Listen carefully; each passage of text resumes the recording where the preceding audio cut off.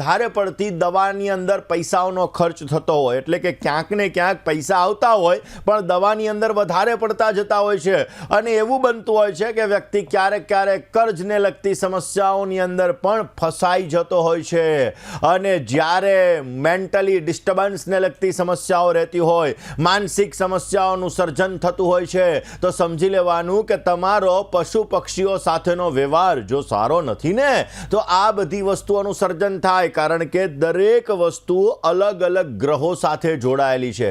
દરેક પશુ પક્ષીઓ છે એ આપણા અલગ અલગ ગ્રહો સાથે જોડાયેલા છે. દર્શક મિત્રો, સૂર્ય ગ્રહ જોવામાં આવે તો આ સૂર્ય ગ્રહ હંસ અને બુલબુલ સાથે જોડાયેલો છે.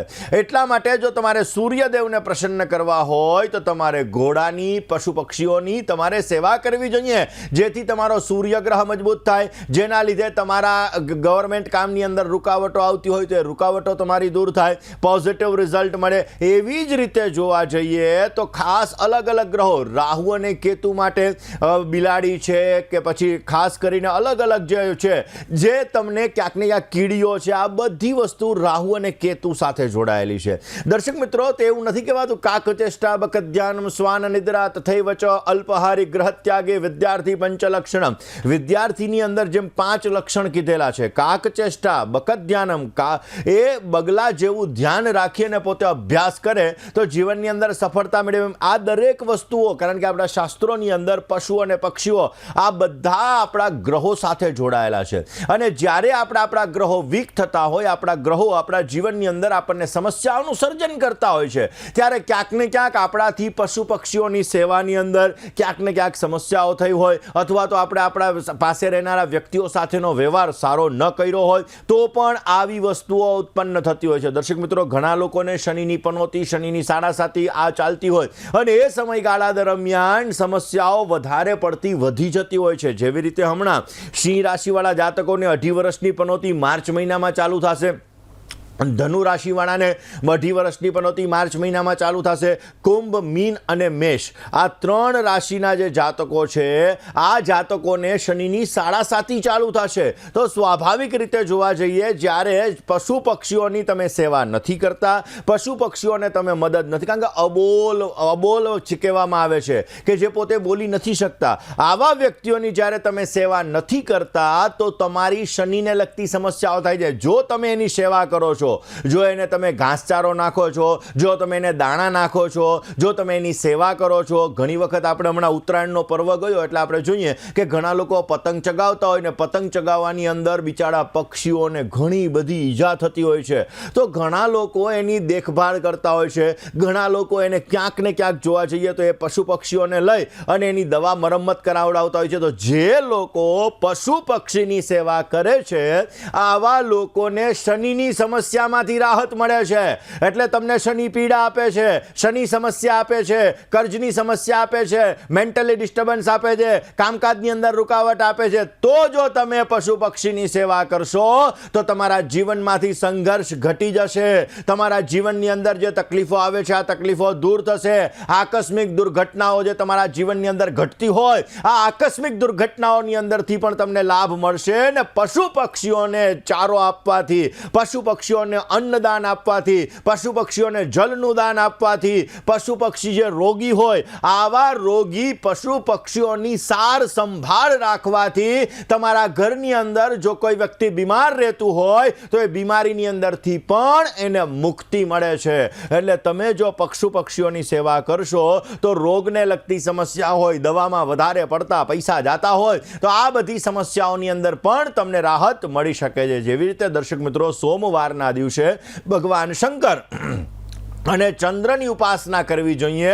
તો માછલીઓને સોમવારના દિવસે તમે ગોળીંડી બનાવી અને જો અર્પણ કરો, ગાય માતાને તમે ઘઉંનો લોટ ખવડાવો, ગાય માતાને તમે રોટલી ખવડાવો, તો ચંદ્ર દોષને લગતી સમસ્યાઓ તમારી દૂર થાય છે. એટલે ક્યાંક ને ક્યાંક તમને મનને લગતી સમસ્યા છે, મેન્ટલી ડિસ્ટર્બન્સ છે, મનની ચંચલિતતા છે, અનિદ્રાને લગતી તમારે સમસ્યા છે, તો આ બધી સમસ્યાઓને દૂર કરવા માટે સોમવારના દિવસે તમે જો માછલીઓને લોટ અર્પણ કરશો, ગાય માતાને તમે લોટ અર્પણ કરશો તો અવશ્ય તમારી આ સમસ્યા દૂર થશે અને તમને પોઝિટિવ રિઝલ્ટ મળતું જણાશે. દર્શક મિત્રો, ક્યાંક ને ક્યાંક પશુ પક્ષીઓની સેવા કરવાથી આપણે આપણા જીવનને સુંદર મજાનું બનાવી શકીએ છીએ. એવું કહેવાય છે કે રાહુ ગ્રહ કલયુગનો રાજા રાહુ છે. એવી જ રીતે દર્શક મિત્રો, અમેરિકા છે ને એ પણ રાહુ પ્રધાન દેશ છે. હવે આપણને એવો વિચાર આવે કે કલયુગનો રાજા રાહુ અને અમેરિકા પણ રાહુ પ્રધાન દેશ, એટલે તમે જોજો કે ક્યાંક ને ક્યાંક જે શોર્ટકટથી વસ્તુ આગળ વધવી હોય વ્યક્તિને, અત્યારના કલયુગની અંદર શું થાય, ભાઈ શોર્ટકટથી ઝડપથી આગળ વધી જવું છે તો એ ક્યાં આવે? રાહુના લીધે આવે. જીવનની અંદર એક્સિડેન્ટલી લાભ, એક્સિડેન્ટલી નુકસાન, અને જે વસ્તુ કરવાનો છે કોઈને કહેવાનો નથી અને કહેવાનો છે એ કોઈ ક્યાંક ને ક્યાંક જોવા જઈએ તો કોઈ દી કરવાનો નથી.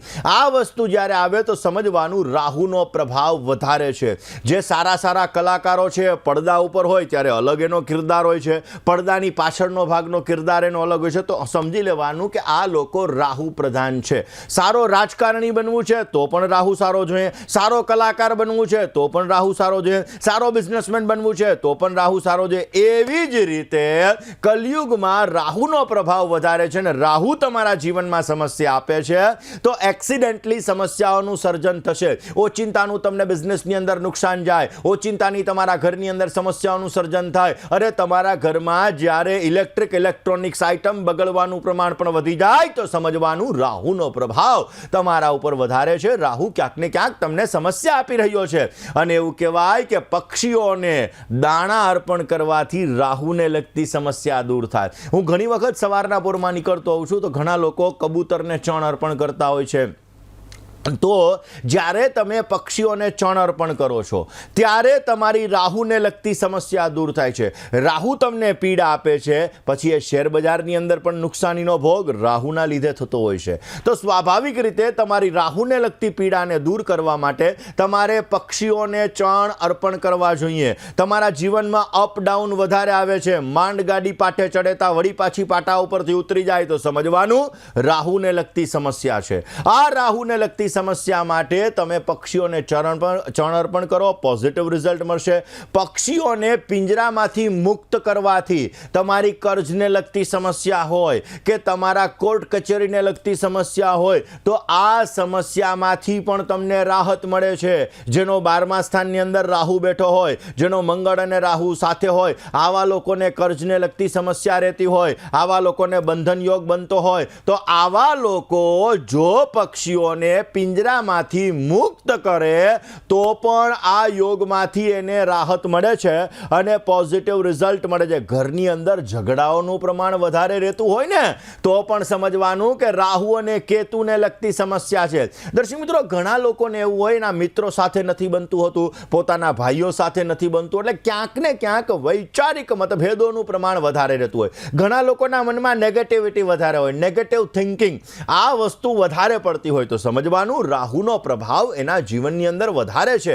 જે વ્યક્તિના જીવનની અંદર રાહુનો પ્રભાવ વધારે હોય આવા વ્યક્તિઓ પોતાની નાભી ઉપર, પોતાના કંઠ ઉપર, પોતાના કપાળ ઉપર, પોતાના કર્ણ ઉપર જો કેસરનું તિલક કરે તો પણ એને કેતુને લગતી સમસ્યામાંથી રાહત મળે છે.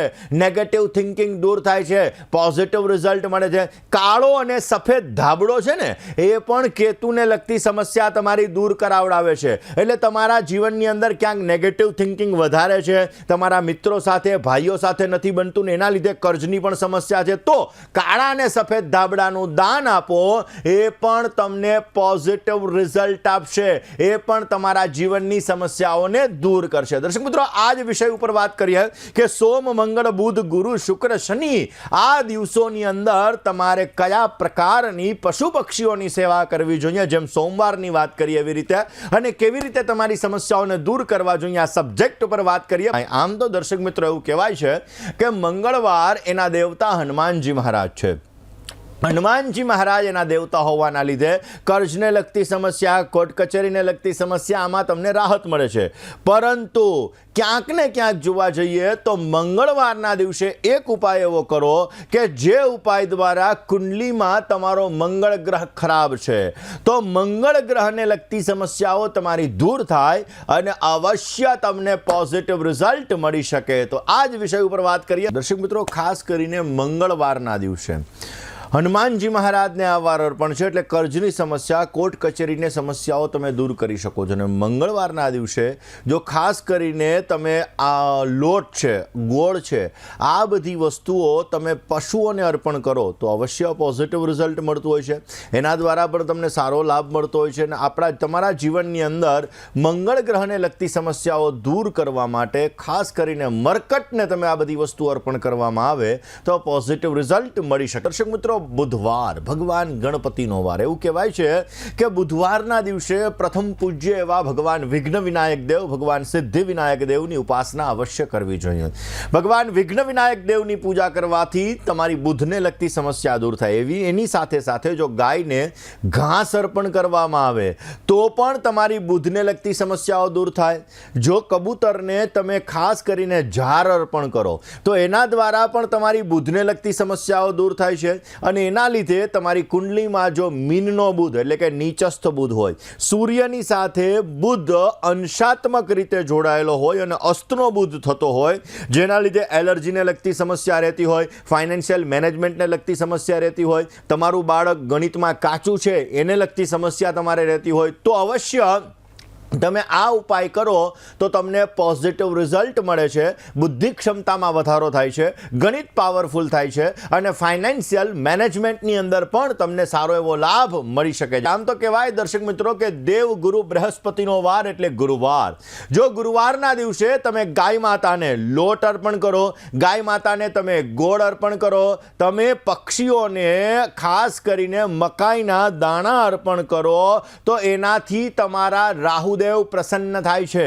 તમારા જીવનની અંદર જે એક્સિડન્ટલી સમસ્યાઓ આવતી હોય છે, તમારા જીવનની અંદર જે એક્સિડન્ટલી તકલીફો આવે, ફાઇનાન્શિયલ સિચ્યુએશનની અંદર પૈસાને લગતી સમસ્યાઓ તમારે જ્યાં ક્યાંક ને ક્યાંક ઉત્પન્ન થતી હોય છે, સફળતા નથી મળતી હોતી, મેનેજમેન્ટ પાવરની અંદર સમસ્યાઓનું સર્જન તમારે થતું હોય છે, તો આ બધી સમસ્યાઓ માટે તમે પક્ષીઓને જો મકાઈના દાણા અર્પણ કરો, ગાય માતાને તમે લોટ અને ગોળ અર્પણ કરો તો અવશ્ય પોઝિટિવ રિઝલ્ટ મળી શકે છે. એવું કહેવાય કે શુક્રવાર એટલે માં લક્ષ્મીની અનન્ય કૃપા પ્રાપ્ત કરવા માટેનો વાર. અને આ દિવસે જો માં લક્ષ્મીની પૂજા કરવામાં આવે, શ્રી સુક્તમનો પાઠ કરવામાં આવે, મેરુ પૃષ્ઠ શ્રી યંત્રની પૂજા કરવામાં આવે તો વિશેષ માત્રામાં ફાયદો મળે. પરંતુ પશુ પક્ષીઓની સેવાથી પણ તમારો શુક્ર ગ્રહ મજબૂત થાય છે, પૈસાને લગતી સમસ્યા દૂર થાય છે, સુખને લગતી સમસ્યા તમારી દૂર થાય છે. કેવી રીતે જોઈએ? વાત દર્શક મિત્રો શનિદેવની કરીએ. ઘણા લોકો શનિની પીડાથી, શનિની પનોતીથી, શનિની મહાદશાથી ભયભીત થઈ જતા હોય છે અને એટલા માટે શનિદેવના દુષ્પ્રભાવને દૂર કરવા માટે, રાહુ અને કેતુના દુષ્પ્રભાવને દૂર કરવા માટે જો પક્ષીઓને તમે બાજરો અર્પણ કરો તો અવશ્ય શનિદેવ અને રાહુ અને કેતુના દુષ્પ્રભાવને તમે દૂર કરી શકો છો. શ્વાનને તમે ખાસ કરીને અડદની દાળ અર્પણ કરો, રોટલી અર્પણ કરો તો અવશ્ય પોઝિટિવ રિઝલ્ટ મળી શકે છે. એના દ્વારા તમારી શનિને લગતી સમસ્યા દૂર થાય છે, રાહુ કેતુને લગતી સમસ્યા તમારી દૂર થાય છે અને અવશ્ય તમારા જીવનની અંદર આર્થિક લાભ પણ તમને સારો એવો મળતો જણાય છે. દર્શક મિત્રો, સૂર્યદેવ એને પ્રસન્ન કરવા માટે, પ્રતિષ્ઠાને પ્રાપ્ત કરવા માટે, તમારા વર્ચસ્વને વધારવા માટે રવિવારનો દિવસ ઉત્તમ છે. રવિવારના દિવસે કરેલો ઉપાય તમારા જીવનની અંદર સૂર્ય ગ્રહને મજબૂત બનાવી શકે છે. માટે ગાયને ઘઉંની રોટલી તમે અર્પણ કરો તો એનાથી સૂર્યદેવ પ્રસન્ન થાય છે, પ્રતિષ્ઠાની અંદર વધારો થાય છે અને તમને પોઝિટિવ લાભ મળી શકે છે. દર્શક મિત્રો, ખાસ કરીને જોવા જઈએ તો પશુ પક્ષીઓની સાથે સાથે વૃક્ષોનો સંબંધ પણ આપણા ગ્રહો સાથે જોડાયેલો છે અને એટલા માટે દર્શક મિત્રો અલગ અલગ ગ્રહો માટે અલગ અલગ ગ્રહોની સમસ્યાઓને દૂર કરવા માટે આપણા ઋષિમુનિઓએ શાસ્ત્રની અંદર અલગ અલગ નક્ષત્રની અંદર પણ વનસ્પતિઓના મૂળ કીધેલા છે. એક્ઝામ્પલ તરીકે તમારું મૂળ નક્ષત્ર છે, જ્યેષ્ઠા નક્ષત્ર છે કે આશ્લેષા નક્ષત્ર છે, તો એમાં વનસ્પતિઓના મૂળ દ્વારા તમને ભૂદેવો સ્નાન કરાવતા હોય છે. તો સ્વાભાવિક રીતે આ નક્ષત્રના મૂળ હોય છે અને એ નક્ષત્રના મૂળ દ્વારા પણ તમારી ગ્રહોની સમસ્યાઓને તમે દૂર કરી શકો છો. એવી જ રીતે દર્શક મિત્રો બુધ છે, આ બુધ મહારાજનો સંબંધ ક્યાંક ને ક્યાંક કબૂતર સાથે પણ જોડાયેલો છે, પોપટ સાથે પણ જોડાયેલો છે અને બકરી સાથે પણ જોડાયેલો છે. અને એટલા માટે જો પશુ તમે એની સેવા કરો તો એના દ્વારા પણ બુધને લગતી સમસ્યાઓ તમારી દૂર થાય છે. બુધ તમારા જીવનની અંદર જો સમસ્યાઓ આપી રહ્યા છે તો અવશ્ય તમે એને દૂર કરી શકો છો. મંગળ ગ્રહનો સંબંધ હાથી સાથે પણ જોડાયેલો છે, મરકટ સાથે પણ જોડાયેલો છે અને ક્યાંક ને ક્યાંક જોવા જઈએ તો આ મંગળનો સંબંધ છે એ ઘુવડ સાથે પણ જોડાયેલો છે. ને એટલા માટે આપણા જીવનની અંદર પોઝિટિવ રિઝલ્ટ મેળવવા માટે આપણે આપણા કાર્યોને અવશ્ય સિદ્ધ કરી શકીએ છીએ. જ્યારે દેવ ગુરુ બૃહસ્પતિનો સંબંધ છે એ ઘોડા સાથે પણ છે, બળદ સાથે પણ છે અને હાથી મહારાજ સાથે છે ને માછલી સાથે છે ને ગાય સાથે પણ જોડાયેલો છે. આની જો સેવા કરવામાં આવે તો પણ આ ગ્રહને લગતી સમસ્યાઓ આપણી દૂર થાય છે અને પોઝિટિવ રિઝલ્ટ મળી શકે છે. આ જ વિષય ઉપર કેતુને લગતી સમસ્યાઓ દર્શક મિત્રો આપણે શનિ રાહુથી બીતા હોઈએ છીએ, પરંતુ કેતુ જેટલી સમસ્યા આપે છે એટલી કોઈ પણ ગ્રહની સમસ્યાઓ તમારા જીવનની અંદર તમને વધારે તકલીફ નથી આપતી. અને ખાસ કરીને જ્યારે બીમારી લાંબી હોય, બીમારી સમસ્યા આપતી હોય તો એમાં ગુરુગ્રહનો પ્રભાવ પણ મહત્વનો છે.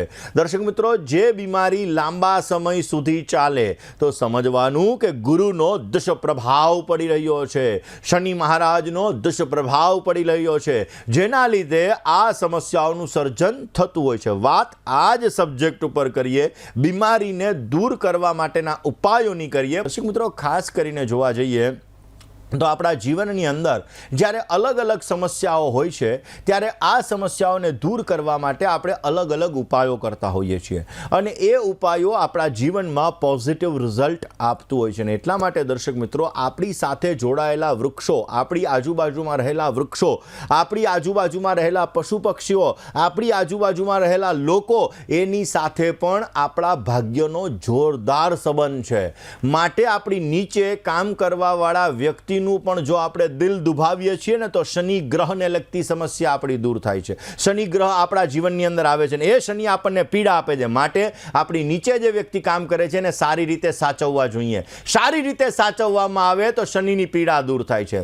મંગળ તમારો નાનો ભાઈ છે. જો મંગળ તમારા જીવનની અંદર કર્જની સમસ્યા હોય ને તમે તમારા નાના ભાઈ સાથેના વ્યવહારને સારી રીતે રાખો તો મંગળને લગતી સમસ્યાઓ તમારી દૂર કરી શકો છો. એવી જ રીતે દર્શક મિત્રો અલગ અલગ પશુ પક્ષીઓની આજે આપણે વાત કરી, એના દ્વારા તમારી સમસ્યાઓને તમે દૂર કરી શકો છો. માસ્ટર ઉપાય વિશે આપણે ચર્ચા કરીશું.